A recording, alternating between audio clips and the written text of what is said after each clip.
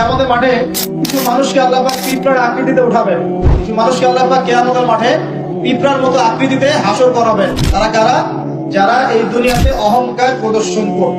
এখন জানতে হবে তাহলে অহংকার কি। আপনার গায়ের জামাটা সুন্দর, জুতাটা সুন্দর, আপনার বাড়িটা সুন্দর, এর মানে আপনি অহংকারী, এটা প্রমাণ হলো না, এটা অহংকার নয়। নবী সাল্লাল্লাহু আলাইহি ওয়াসাল্লাম বলেছেন অহংকার হচ্ছে দুটো জিনিসের সমন্বয়। একটা হচ্ছে মানুষকে তুচ্ছ তাচ্ছিল্য করা এবং সত্যকে প্রত্যাখ্যান করা। বাতারুল হাক্কি ওয়া গামতুন নাস, মানুষকে তুচ্ছ তাচ্ছিল্য করা এবং সত্য মানে আল্লাহ পাকের বিধান যেটা সত্য এটাকে অস্বীকার করা, এটা হচ্ছে অহংকার। ইবলিসের জ্ঞান ছিল না? ইবলিস কি আবেদ ছিল কিনা? আবেদ বোঝেন কিনা? আবেদ মানে যে প্রচুর ইবাদত বন্দেগী করেছে আল্লাহ পাকের। ইবলিস কি আল্লাহর ইবাদত করে নাই? আল্লাহ পাক কি তাকে অনেক উঁচু মর্যাদা দেননি? কেন তাহলে সে চিরস্থায়ী জাহান্নামী হচ্ছে? উত্তর কি? একটা আদেশ আল্লাহ পাক করেছিলেন আদম আলাইহিস সালামকে সিজদা করার। ওয়া ইয কুলনা লিল মালাইকাতি ইসজুদু লিআদম ফাসাজাদু ইল্লা ইবলিস। আল্লাহ পাক ফেরেশতা মণ্ডলী সবাইকে বলেছিলেন যে আদমের সামনে সিজদা করো, সম্মানের সিজদা করো। কেন সিজদা করতে হবে? কারণ আদম আলাইহিস সালামকে আল্লাহ পাক নিজ হাতে সৃষ্টি করেছেন এবং তাকে আল্লাহ পাক সমস্ত জ্ঞান শিক্ষা দিয়েছেন। জ্ঞানের কারণে আদম আলাইহিস সালাম এখানে সুপিরিয়র। আল্লাহ পাক ফেরেশতাদেরকে ডেকে বলছেন তোমরা আদমের সামনে সিজদা করো। ইবলিস কিন্তু ফেরেশতা নয়, সে কিন্তু জিন। আল্লাহ পাক ফেরেশতাদেরকে বলছেন সিজদা করো, মানে কিন্তু এই নয় যে ইবলিসও ফেরেশতা। ইবলিস কিন্তু ফেরেশতা নয়, সে কিন্তু জিন জাতির অন্তর্ভুক্ত ছিল। এই দলিল সূরা কাহফের মধ্যে আছে, কানা মিনাল জিন ফাফাসাকা আন আমরি রাব্বি।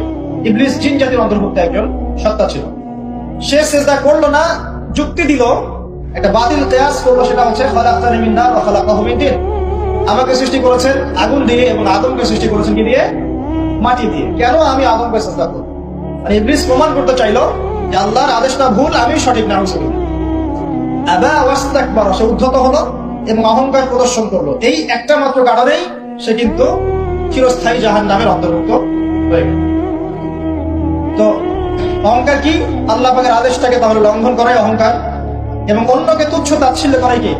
অহংকার। ইবলিস এখানে দুটো কাজই করেছে, আল্লাহর সত্যটাকে, হকটাকে অস্বীকার করেছে এবং আদম আলাইহিস সালামকে কি তুচ্ছ করে নাই? এখন আমরা যারা ইসলাম পালন করছি আমাদের মধ্যে এখন এই সমস্যাটা দেখা যায়, এই রোগটা দেখা যায়। 5 ওয়াক্ত নামাজ কয়েকদিন পড়লেই মনে হয় যে আমি খুব বড় মুসলিম হয়ে গেছি, অন্য ভাইরা মনে হয় খুব ভালো মুসলিম নয়। একটা ইগো প্রবলেম চলে আসে না? কথাবার্তা চাল চলনে, একটু ডিগ্রি সার্টিফিকেট অর্জন করলে মনে হয় যে আমি অনেক কিছু করে ফেলেছি বা এমন কিছু ভালো করেছি মানুষকে না দেখানো পর্যন্ত ঘুম হচ্ছে না। বা আপনি একজন দিনের প্রচারক, আরেক ভাই উনিও দিনের প্রচারক, তো তাকে নিন্দা সমালোচনার ঝর্ণা তুললে ভালো লাগছে না। মানে মানুষকে আন্ডারএস্টিমেট না করলে